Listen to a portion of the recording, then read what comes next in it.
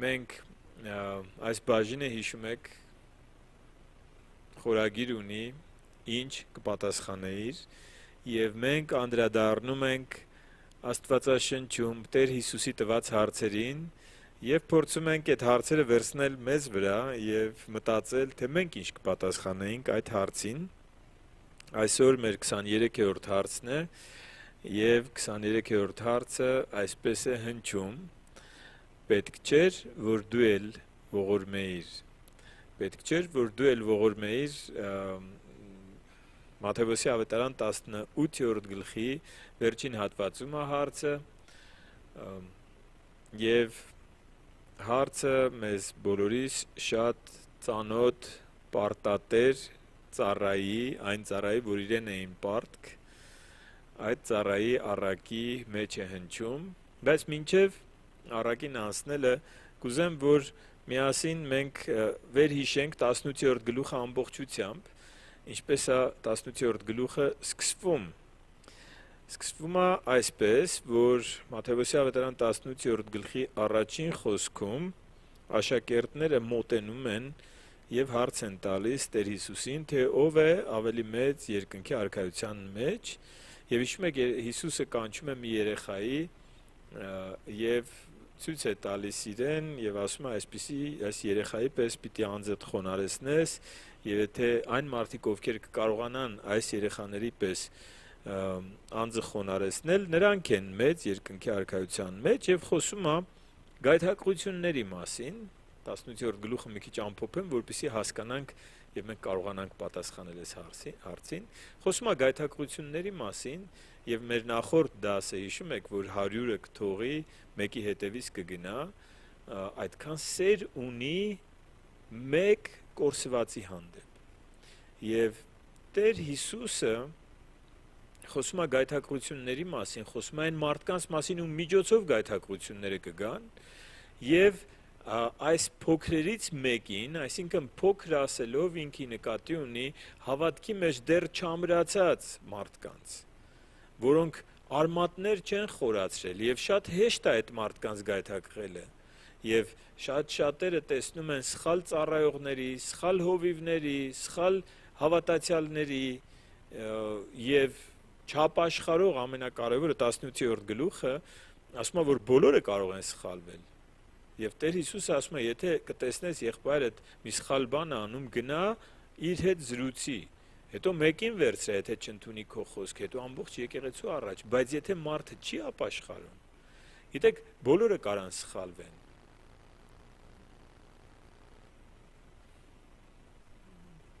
այդպիսի մարդ չկա որ չսխալվի մարդիկ սխալը տեսնելով չեն գայթակղվում մարդիկ տեսնում են երբ որ դու սխալվել ես եւ ուզում ես կոծկես այդ սխալը ուզում ես արդարացնես այդ սխալը ուզում ես այնպես ցույց տաս իբրև թե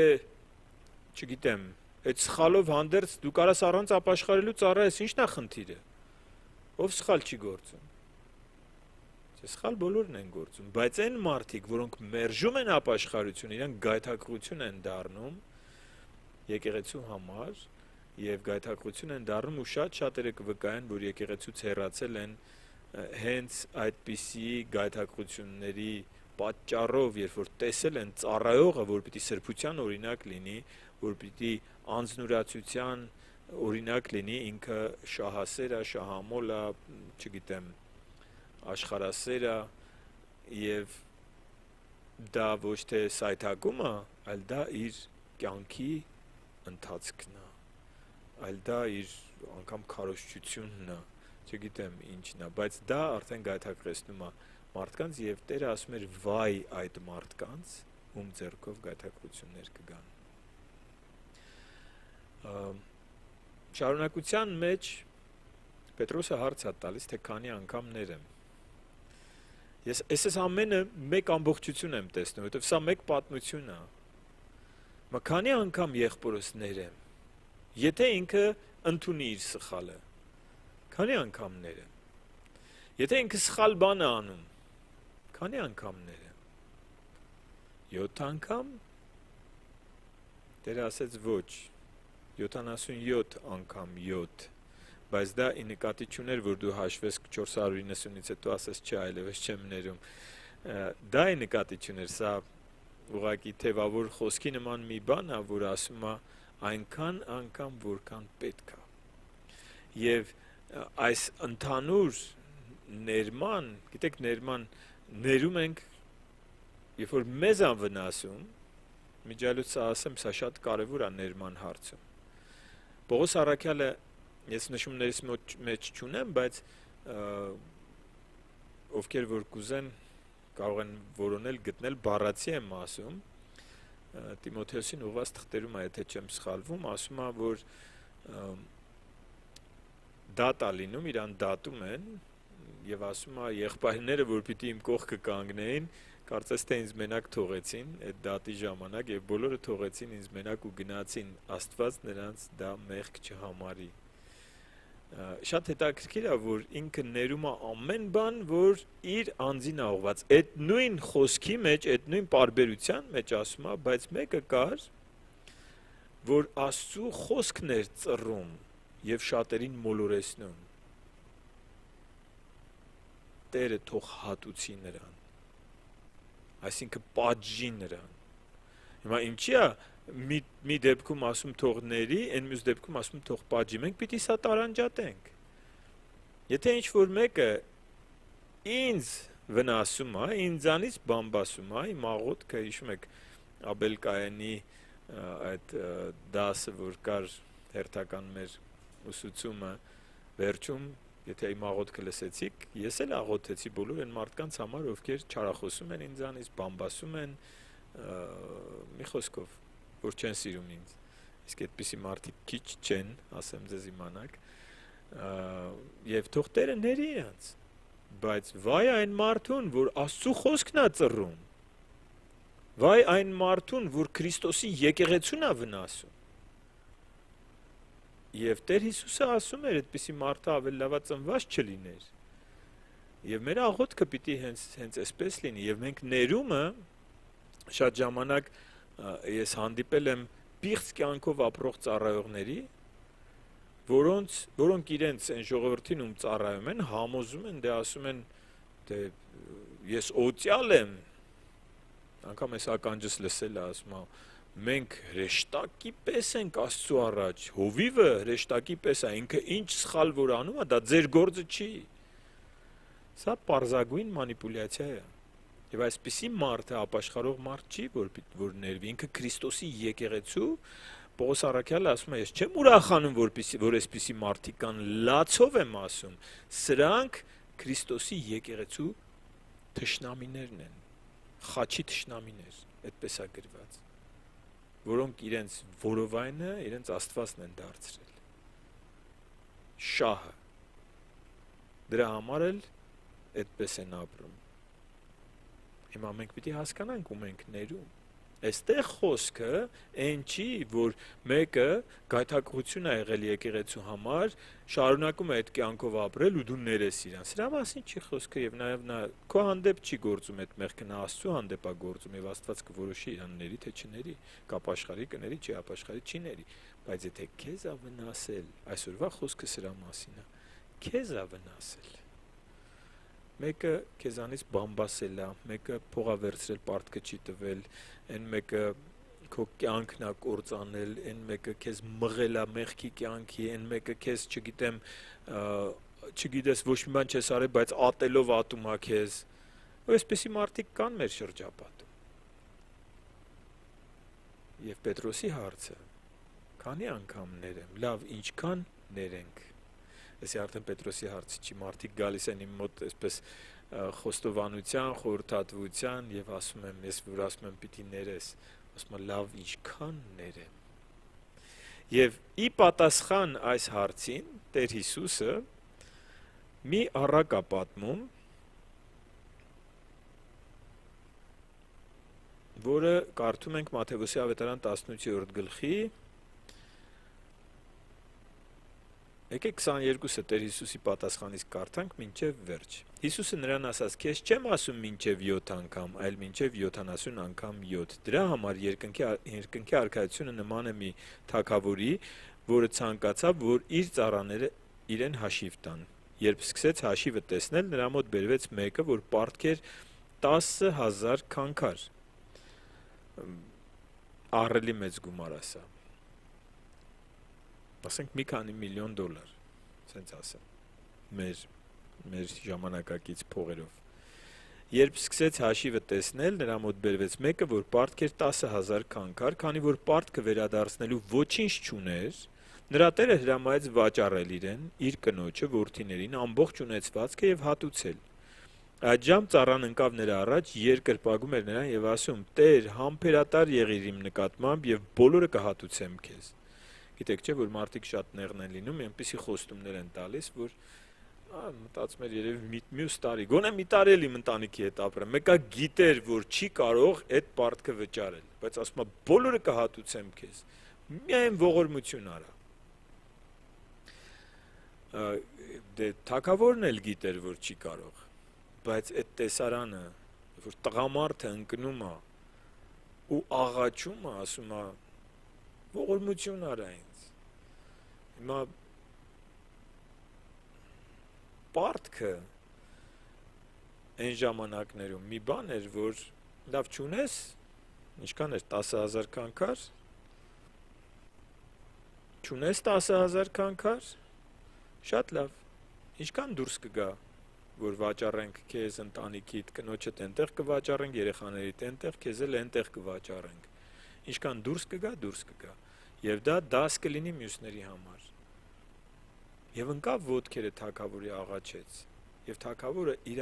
բոլորը կվերադարձնեմ ինչ չնայեց։ Գրածա Տերը այդ ծառային գթած,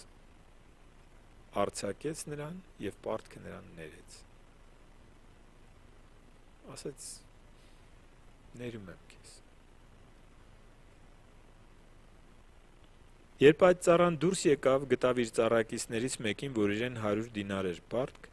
բռնեց նրան եւ խեղդում էր ասելով. «Պարտքդ վերադարձրու»։ Այդ ժամանակ ծառայակիցը նրա առաջն ընկավ, աղաչում էր նրան եւ ասում. «Համբերատար եղիր իմ նկատմամբ եւ բոլորը կհատուցեմ»։ Նույն բառերը, բայց արդեն իրատեսական է սա։ Սա 10,000 քանքարը չի, սա ընդամենը 100 դինար է, որ մարդը կարար աշխատեր ու վերադարձներ։ Համբերատար եղիր իմ նկատմամբ, բոլորը կհատուցեմ, բայց նա չկամեցավ, այլ գնաց նրան բանտ գցեց, մինչև պարտքը հատուցեր։ Երբ նրա ծառայակիցները տեսան պատահածը, շատ տրտմեցին եւ եկան ամեն ինչ հայտնեցին իրենց տիրոջը։ Այդ ժամանակ Տերը նրան իր մոտ կանչեց եւ ասաց. «Չար ծառա»։ Եվ հիշեք սա, խոսքերը հիշում եք։ Սա Տեր Հիսուս ասեց, երկնքի արքայությունը նման է մի թագավորի, որ այս պատմությունը սկսեց պատմել։ Լավ։ Սա երկնքի արքայության մասին է։ Այդ ժամանակ Տերը նրան իր մոտ կանչեց եւ ասաց. «Չար ծառա, ես ամբողջ պարտքդ քեզ ներեցի, որովհետեւ դու ինձ աղաչեցիր։ Պետք չէր, որ դու էլ քո ծառայակցին ողորմեիր, ինչպես ես քեզ ողորմեցի»։ Հարցը, որ Տեր Հիսուսը տալիս է, ուզում եմ այսօր մեր ականջներին հնչի սա։ Եթե ինչ-որ մեկը քո հանդեպ սխալ է պահել իրան, եթե ինչ-որ մեկը շարունակում է քո հանդեպ սխալ պահել իրան, պետք չի, որ դու էլ իրեն ողորմես, իրեն ներես, ինչպես որ Տերն է քեզ ներել։ Եվ Տերը բարկանալով նրան հանձնեց դահիճներին, մինչև հատուցեր ամբողջ պարտքը։ Այդպես էլ իմ երկնավոր հայրը կանի ձեզ, եթե ձեզանից յուրաքանչյուրն իր եղբոր հանցանքները սրտանց չների։ Սրտանց։ Գիտեք, մենք ապրում ենք Աստծու ողորմությամբ։ Գոնե հավատացյալները, գոնե Քրիստոսին Տեր ու Փրկիչ ընդունածները պիտի իմանան, այն ինչ որ մենք ունենք այսօր, մենք դրան էլ արժանի չենք։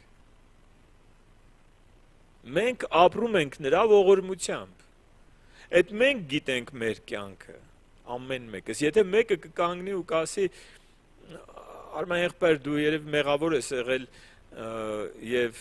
ես ինչ եմ արել, տես մարդիկ կան ասում են, ես ինչ եմ արել, որ ապաշխարեմ, ես ինչ մեղք եմ գործել, որ։ Այսօր ուզում եմ այդպիսի մարդկանց ցույց տամ ամենամեծ մեղքը, որ գրված է Աստվածաշնչում, աններելի մեղքի մասին չի խոսքը։ Այն որ Տեր Հիսուսը ասում է, որ սա մեծագույն մեղքերից մեկն է, Սոդոմի ու Գոմորի մեղքից ավելի մեծ։ Ես ուզում եմ այսօր ցույց տամ այս մեղքը, հետո ասեմ, որ մենք բոլորս գործել ենք այդ մեղքը, հետո ասեմ, որ մենք, ովքեր որ Քրիստոսին ընդունել ենք, ներվել ենք,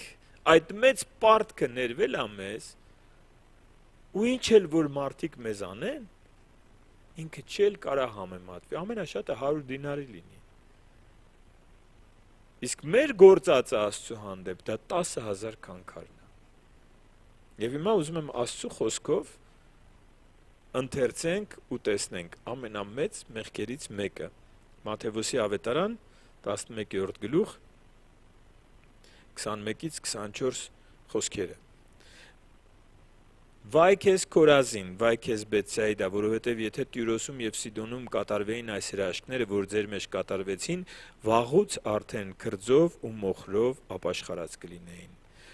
Բայց ասում եմ ձեզ, Տյուրոսի եւ Սիդոնի համար դատաստանի օրն ավելի հեշտ կլինի, քան ձեզ համար։ Այսինքն խնդիրը այստեղ սա է։ Ամենամեծ մեղքը ասեմ, հետո կշարունակեմ կարդալը։ Ամենամեծ մեղքը, որը Տյուրոսի, Սիդոնի, հետո Կափառնայումի մասին ախոսում, լավ եկեք սա էլ կարդամ, եւ դու Կափառնայում, որ մինչեւ երկինք ես բարձրացել, մինչեւ դժոխք պիտի իջնես, որովհետեւ եթե այն հրաշքները, որ քո մեջ կատարվել են Սոդոմում կատարված լինեին, մինչեւ այսօր պահպանված կլիներ։ Բայց ասում եմ ձեզ, Սոդոմացիների երկրի համար դատաստանի օրը ավելի հեշտ կլինի, քան քեզ համար։ Այս խոսքը ինձ հիմք է տալիս ասելու, որ Կափառնայումի մեղքը ավելի մեծ էր, քան Սոդոմի։ Չի ասում, որ Սոդոմը չի պատժվելու, պատժվելու է, բայց Կափառնայումը ավելի ուժեղ է պատժվելու, քան Սոդոմը։ Ինչու՞։ Ինչը Սոդոմի մեղքը բոլորս գիտենք, պղծության գագաթնակետ։ Այն ապրելակերպը, որ այնտեղ կար, այսօր սոդոմական մեղք անունն է ստացել։ Եվ Տեր Հիսուսը ասում է, Կափառնայումը ավելի մեծ պատժի է արժանանալու։ Ինչու՞։ Որովհետև մերժեց ապաշխարությունը։ Որովհետև տեսավ Քրիստոսի իրական լինելը եւ մերժեց ապաշխարությունը։ Հիմա հասկանում ենք, մենք կասենք, դա ի՞նչ է, որ սովորական մարդ է, ոչ մի մեղք չի գործում, բարի կյանքով ապրում է, ուղղակի Քրիստոսի ասածներին չի հավատում։ Մեղմ է հնչում իհարկե։ Բայց Քրիստոս ասում է, դրանից մեծ մեղք մի էլ պատկերացրեք Սոդոմի մեղքը եւ պատկերացրեք Կափառնայումի մեղքը, որ ապաշխարությունը մերժեց, որ տեսավ Քրիստոսին, որ լսեց Քրիստոսի խոսքը, որ տեսավ Քրիստոսի հրաշքները եւ ասեց. ես նախընտրում եմ ապրել իմ ուզածով, ոչ թե քո ասածով։ Ես կարամ խոստովանեմ, որ ես այս մեղքը գործել եմ։ Ես իմացել եմ ճշմարտությունը եւ ես նախընտրել եմ ապրել իմ ուզածով, այլ ոչ թե Քրիստոսի ասածով։ Իմ կյանքում մինչեւ ապաշխարել այդպես է եղել։ Եվ ինձ սա ներվել է ապաշխարությունից հետո։ Ինձ ներվել է իմ 10,000 քանքար պարտքը։ Հիմա եթե մի 2-3 հոգի այստեղ այնտեղ ինձանից բամբասեն, ինչ մեծ բան է իրան ներելը։ Եթե ես չարություն ունենամ այս մարդու հանդեպ, դա 100 դինարին է, ես չեմ կարող այդ մարդուն ներեմ։ Դե ոչինչ, հիմա չեն հասկանում բամբասում են, չեն հասկանում չարախոսում են, չեն հասկանում, չգիտեմ, իրենց կարճ խելքով ինչ-որ բաներ են անում։ Թող Աստված իմ հանդեպ իրենց արածը մեղք չհամարի։ Տեր Հիսուսն ասում էր իրեն խաչողների համար, չեն հասկանում ինչ են անում։ Մեղք մի համարի սա։ Հիմա մարդիկ կան ասում են, բայց ես ոնց ներեմ։ Դու գիտես ինքը ինչ արել։ Իսկ դու գիտես դու ինչ ես արել։ Դու չգիտես դու ինչ ես արել, դու չգիտես քեզ ինչքան է ներվել։ Ուղղակի մեր մեղքերը մեզ շատ պուպուշ են թվում, սա մեր մեղքն է։ Իսկ իր մեղքը շատ փշոտ է թվում։ Դա համար Տերը ասեց, սովորեք ձեր աչքի գերանը տեսնել, հետո դիմացինի աչքի շուղը կհանես։ Եվ ինչ էլ անեն մեզ, իրականում մենք ողորմության մեջ ենք ապրում։ Եվ եթե մենք ողորմության մեջ ենք ապրում, մենք չլինենք ողորմասիրտ, երկնքի արքայությունը նմանվեց այս թագավորին եւ այս ծառային, եւ այսպես է լինելու։ Եվ այս վերջի խոսքերը, որ կարդացինք, գրված է. այդպես էլ իմ երկնավոր հայրը կանի ձեզ, եթե ձեզանից յուրաքանչյուրը իր եղբոր հանցանքները սրտանց չների։ Եվ ուզում եմ ընթերցել Մատթեոս ավետարան 6-րդ գլխից 12-ից 15 խոսքերը, շատ հայտնի խոսքեր տերունական աղոթքից, որոնք այսպես են հնչում, մենք ամեն կիրակ այս խոսքերը ասում ենք։ Եվ ների՛ր մեզ մեր պարտքերը, ինչպես մենք ենք ներում մեր պարտապաններին։ Ների՛ր մեզ այնպես, գիտեք մենք ինչ ենք ասում ամեն կիրակի։ Մենք ամեն կիրակի ասում ենք, ես հույս ունեմ, որ նաև օրվա մեջ եք դուք այդ աղոթքը անում։ Մենք ամեն անգամ, երբ որ տերունական աղոթքը վերցնում ենք մեր շուրթերին, ասում ենք. ինձ ների հենց այնպես, ինչպես ես եմ ներում իմ դեմ հանցանք գործողներին։ Եվ եթե դու չես կարողանում ներես, ինչ ես դու խնդրում Աստծուց, որ քեզ չների։ Եվ ների՛ր մեր պարտքերը, ինչպես մենք ենք ներում մեր պարտապաններին, եւ մի տար մեզ փորձության, այլ ազատիր մեզ չարից, որովհետեւ հիմա լսեք, այստեղ Տեր Հիսուսը տերունական աղոթքից հետո մի բան ասում, որովհետեւ եթե դուք մարդկանց ներեք իրենց հանցանքները, ձեր երկնավոր հայրն էլ ձեզ կների։ Իսկ եթե դուք մարդկանց չներեք իրենց հանցանքները, ձեր հայրն էլ ձեզ չի ների ձեր հանցանքները։ Եվ ուզում եմ այսօր, եթե կան մարդիկ, որ ներելու խնդիր ունեն, ես գիտեմ, որ մարդկային կյանքը ինքը լիա ողբերգություններով, եւ մենք չար աշխարհում ենք ապրում, երբեմն մեր ամենահարազատներն են սխալ պահում իրենց մեր հանդեպ։ Եվ ուզում եմ լսենք այս խոսքերը. որքան էլ որ քեզ ցավեցրած լինեն, դու հիշում ես որքան է քեզ ներվել։ Պետք չէր, որ դու էլ ողորմեիր այն մարդուն, ով քո հանդեպ այդքան սխալ է իրան պահում կամ պահել։ Եկեք պատասխանենք այս հարցին ամեն մեկս մեր ծածուկում, մեր ներքին սենյակում, Տիրոջ հետ առանձնանալու ընթացքում։ Եկեք կանգնենք աղոթքի։ Շնորհակալ ենք Տեր քո խոսքի համար եւ քո հարցերի համար։ Շնորհակալ ենք ներման մասին, ապաշխարությունը մերժելու, զգուշացման, գայթակղություն լինելու, ահավորության եւ այդ փոքրերից ամեն մեկի քո համար թանկ լինելու մասին, այս ամբողջ գլուխը Մատթեոս ավետարան 18-րդ գլուխը մեզ փոխանցելու համար շնորհակալ ենք Տեր։ Եվ նաև 7 անգամ 70 քո խոսքերը, որ ասեցիր, որոնք նշանակում են միշտ ներել։ Շնորհակալ ենք, որ սովորեցնում ես մեզ, եւ շնորհակալ ենք, որ քո ողորմությունը մեզ տվել է կյանք։ Քո ողորմությամբ է, որ մենք կանք, ապրում ենք, շնչում ենք, եւ քո ողորմությամբ է, որ մենք գործում ենք այս կյանքում, Տեր, եւ եթե մի պահ վերցնես քո ողորմությունը, իրականում այն բոլոր դժվարություններով հանդերձ մեր կյանքը որ կա, մենք իրապես դա ողորմություն է, մենք դրան էլ արժանի չենք։ Դու բարիք ես արել, որ տվել ես մեզ այս կյանքը, տվել ես մեզ քո խոսքը, տվել ես մեզ քեզ ճանաչելու հնարավորությունը, տվել ես մեզ քեզ պաշտելու հնարավորությունը։ Եվ եթե ուրիշ ոչինչ չունենանք, դու արժան ես, որ մենք երկրպագենք քեզ Տեր։ Եվ մեր ներված պարտքը այնքան մեծ է Տեր, որ մյուսների գործած հանցանքները, սխալները, վատ վերաբերմունքը շատ փոքր պարտքեր են, որ մենք պիտի կարողանանք հեշտությամբ ներել։ Տուր մեզ այս գիտակցումը եւ քո Սուրբ Հոգով զորացրու ամեն մեկին, ով ներման խնդիր ունի, ով դժվարություն ունի ներելու եւ ում հանդեպ գործածները գուցե մարդկային չափանիշներով աններելի են, բայց երբ որ մենք համեմատում ենք մեր հանցանքները քո հանդեպ, Դու իրապես աններելին ներել ես, և մարդկանց գործածները այլևս աններելի չեն թվում մեզ։ Շնորհակալ ենք, Տեր, քո ներման համար, քո սիրո համար և այն սիրո համար, որ դրել ես մեր սրտերում, որով սիրում ենք մեզ չսիրողներին։ Քեզ լինի փառք, պատիվ, մեծարանք։